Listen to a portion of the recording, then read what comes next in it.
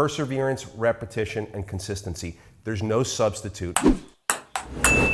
So you asked about confidence and how making certain sacrifices allowed me to be confident. Here's the deal.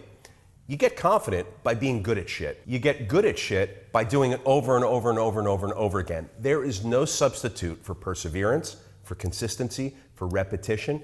That's how you get good at stuff.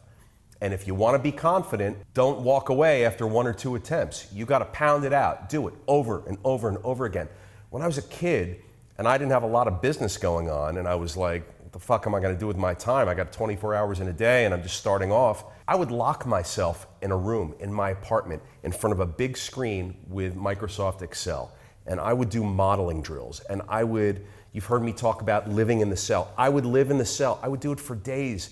I would do that over the course of months, years even. I was doing that. I got so into the cells, I got so into the spreadsheets that the math that would result by me toggling one of the cells, it would be second nature to me. I got so good at it that I knew the impact of income and vacancies. I knew the impact of variable expenses and the different paths that those expenses could take. I knew how that would impact net operating income.